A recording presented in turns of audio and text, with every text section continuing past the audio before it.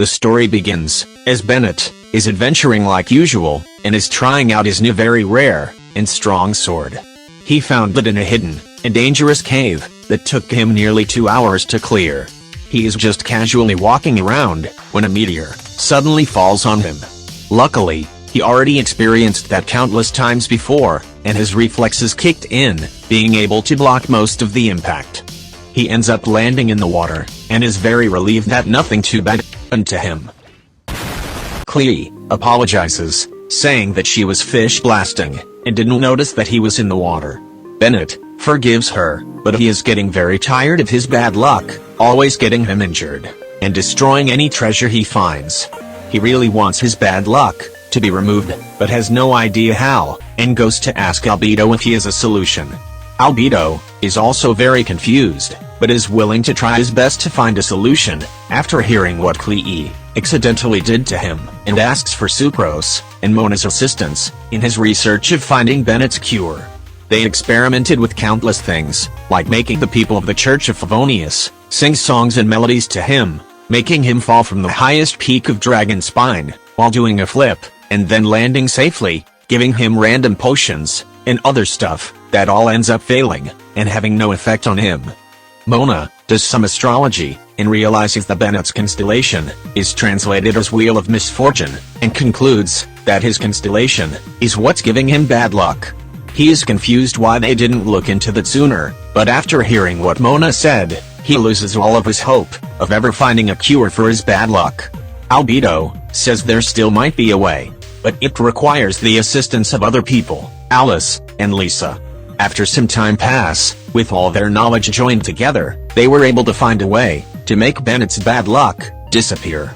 Although, whenever he becomes unconscious, his bad luck will return again, potentially being more worse than it used to be. Bennett is very happy that he no longer has to worry, and thanks them all profusely. With his now average luck, he decides to go adventuring, and it becomes very successful. He found more treasure in that one day than his entire life when he had bad luck. He got so much treasure that he was able to upgrade all of his stuff, and even gave some of it to Albedo, Mona, Lisa, Sucrose, and Alice, as a thank you for what they did. The word that Bennett lost his bad luck instantly got spread around the Adventurers Guild, and he suddenly gets a lot of requests for people to join his adventure team. He is extremely happy, and accepts as much people as he can. The next day, he wants to go on an adventure in a very dangerous place, but there seems to be lots of rare treasures hidden there. He finds an extremely rare and strong sword that seems to be very powerful. When he goes back to the guild to show what he found, many people were amazed, and they instantly awarded him as the best adventurer of the month. After 3 days, his award turned into the best adventurer of the year, and within just 1 week, he became the best adventurer of all time in Mondstadt. He quickly rushed to the top, because he was much more experienced and stronger than the average adventurer, but his bad luck was holding him back, up until now. He already explored most of the Mondstadt area, and he decided to go on a short expedition in Liyue. He asked Fish L and Razor to accompany him in this short expedition, and Fish L instantly accepts the offer. Razor is more reluctant, because he is not an adventurer himself, but decides to join them, only because he knows how extremely happy it would make Bennett. Klee also got invited by Bennett to join him, but Jean didn't allow her, because she is still in solitary confinement. The three of them adventure towards Liyue, and it goes really well, which shocks them, because they already got used to Bennett's bad luck. They solved different puzzles and mechanisms, went to different abandoned ruins, and got a bunch of leftover treasure, and then they even fought the giant lizard that Klee told them about, and claimed its rewards. They eat together at a restaurant, talking about the Adventurers Guild, and then Bennett reveals what his plan is to them.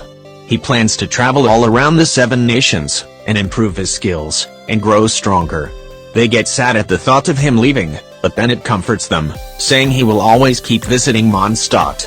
He plans to travel to Inazuma now, and sadly has to leave soon, because the ship that he plans to ride on will start sailing in 10 minutes. He apologizes for leaving so sudden, because he just recently got informed about this news as well.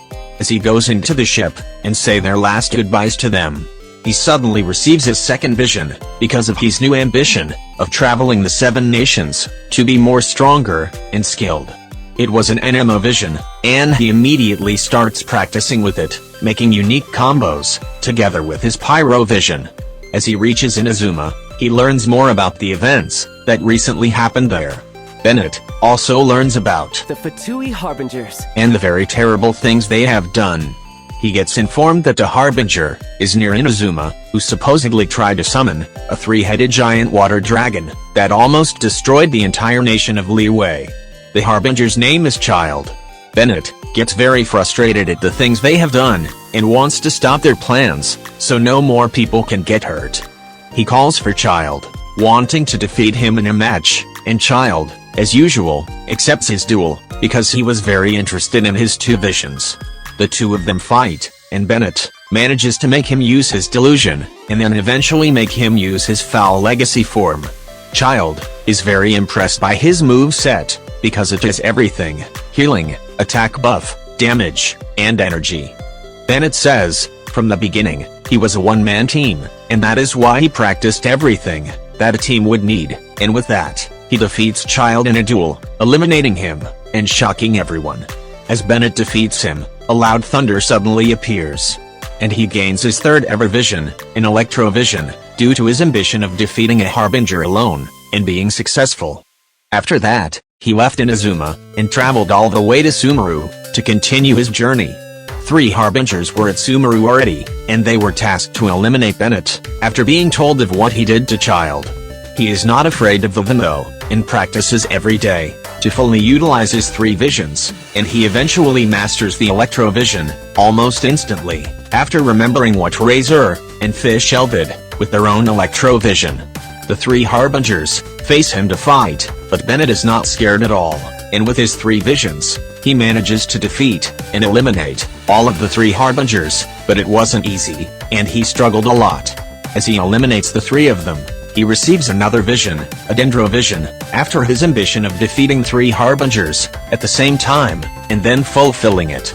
When he travels to Fontaine, Bennett's ambition started to grow much larger, and his old one of defeating just 1 Harbinger turned into defeating all of the Harbingers, and he was in luck, because they were all at Fontaine, because their leader really wanted Bennett to be eliminated after his impressive achievements at Sumeru and Inazuma.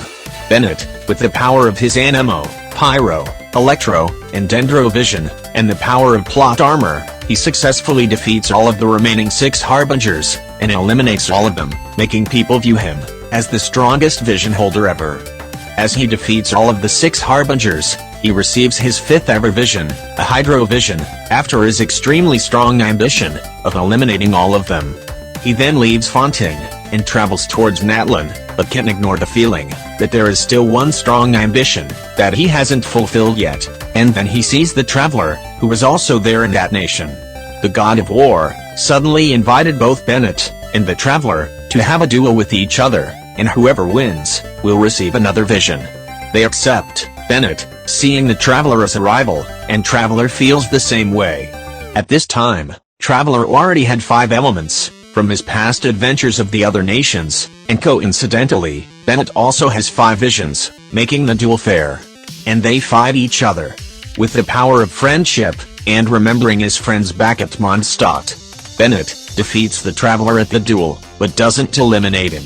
With him winning the match, he gains his 6th ever vision, a Geo vision, after his strong ambition of defeating the Traveler. He is then crowned as the strongest vision holder in Teyvat. Most people would now be contented by this accomplishment, but Bennett still feels there is a strong ambition that he can't quite grasp on. When he reaches Snezhnaya, he now knows the idea of what is extremely ambitious ambition is. He wants to become an Archon himself. When he declares that ambition in his mind, he suddenly receives the last vision he needed, a Cryo vision, after his extremely ambitious ambition of becoming an Archon. With Bennett now having all of the 7 visions, Celestia now consider him as a god, and transforms his 7 visions into one very strong Gnosis. He gets to choose on what element he should rule over, and Bennett decides to become the new Pyro Archon, because it was his first. and most used element. The other Archons then come over and greets the new Pyro Archon, being shocked by how strong his plot armor and power of friendship is. Bennett then decides to visit Mondstadt, and when he reaches there, he tells them all about his accomplishments and the things that happened. And then the story ends. Thank you so much for watching, subscribe and like, bye.